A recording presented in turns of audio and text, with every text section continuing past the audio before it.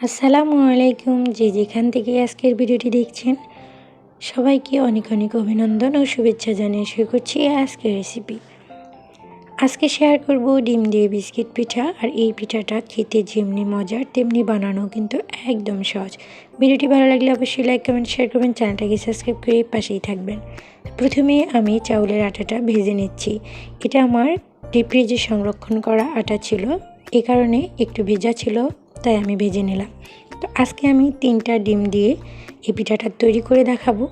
তো আপনারা চাইলে বেশি পরিমাণ ডিম নিলে বেশি পরিমাণ পিঠা তৈরি করতে পারবেন।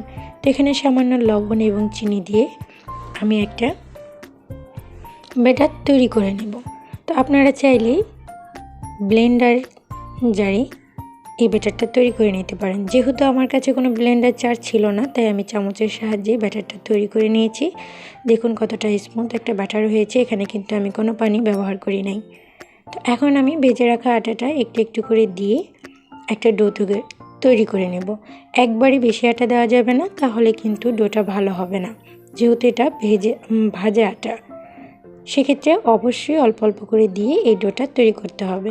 তো আমি চামচের সাহায্যেই এটা তৈরি করে নিচ্ছি, চাইলে আপনারা হাতের সাহায্যেও তৈরি করে নিতে পারেন। এক কথায় সুন্দর স্মুথ একটা ডো তৈরি করতে হবে। তো দেখুন আমার কিন্তু আটার ডোটা তৈরি করা প্রায় শেষ। এখন আমি পিঠা তৈরি করতে চলে যাচ্ছি। আর এখানে আমি একটা সরপিস এবং ডালা নিয়েছি, আর তাতে সামান্য পরিমাণ হাতের সাহায্যে তেল মাখিয়ে নিয়েছি। তো এখন আমি গোল করে একটা ডো তৈরি করে নিয়ে এইভাবে পিঠার নকশা তৈরি করে নিচ্ছি। দেখুন হালকা করে চাপ দিলেই সুন্দর নকশাটা উঠে যাবে। তো একদমই গ্রাম্য পদ্ধতিতে আমি আপনাদের মাঝে শেয়ার করছি, কারণ গ্রামে হাতের কাছে অত কিছু পাওয়া যায় না। তো যেগুলি ছিল আমি সেগুলি দিয়েই আর কি পিঠাটার নকশা তৈরি করেছি। তো চাইলে আপনারা এভাবে গোল গোল করে সমস্ত ডোটা তৈরি করে নিতে পারেন। দেন পরে এভাবে হালকা করে চাপ দিয়ে পিঠার নকশাটা তৈরি করে নিতে পারেন। তো আমি এইভাবে সমস্ত পিঠাগুলো তৈরি করে নেব। তো সম্পূর্ণ ভিডিওটি দেখুন, ইনশাল্লাহ আপনাদের ভালো লাগবে এবং উপকারে আসবে। এই পিঠাটা ফ্রিজে, নর্মাল ফ্রিজে অথবা বাহিরে বয়মে যেভাবে রাখেন না কেন আপনারা 1 মাস পর্যন্ত সংরক্ষণ করতে পারবেন। তো দেখুন আমি প্রত্যেকটা পিঠা তৈরি করে নিয়েছি, আর কত সুন্দর নকশা উঠেছে। একদমই সহজ আর অল্প সময়ে অনেক পিঠা তৈরি করা যায় এবং অল্প উপকরণেও অনেক পিঠা তৈরি করা যায়। তো দেখুন এখানে আমি মাটির চুলোতে আর কি পিঠাটা ভাজতেছি। তো তেলটা দেখলাম গরম হয়েছে কিনা। তো কিভাবে বুঝবেন তেলটা গরম হয়ে আসছে? তো তেলে সামান্য পরিমাণ লবণ দিলে একটা শব্দ হবে, তখনই বুঝতে হবে যে তেলটা গরম হয়ে আসছে। তো এই পিঠাটা ভাজার ক্ষেত্রে অবশ্যই চুলার হিটটা মিডিয়ামে রাখতে হবে। তো আমি মিডিয়াম আছে সমস্ত পিঠাগুলো ভেজে নেব। আর দেখুন তেলে পিঠাগুলো দেওয়ার পরে ফুচকোর মতো ফুলে উঠবে। তো হালকা একটু কালার চেঞ্জ হয়ে আসলে পিঠাগুলো উল্টে দিতে হবে।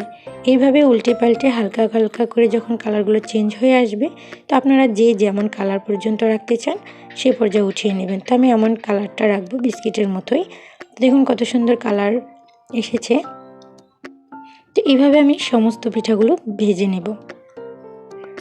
আজকের ভিডিওটা আপনাদের যদি এতটুকু ভালো লাগে তাহলে প্লিজ একটু শেয়ার করে দিবেন, লাইক কমেন্ট শেয়ার করবেন, চ্যানেলটাকে সাবস্ক্রাইব করে পাশে থাকা বেল বাটনটি অন করে রাখবেন, যাতে করে আমি পরবর্তী ভিডিও আপলোড করা মাত্রই আপনার ফোনে নোটিফিকেশনে চলে যায় সবার আগে।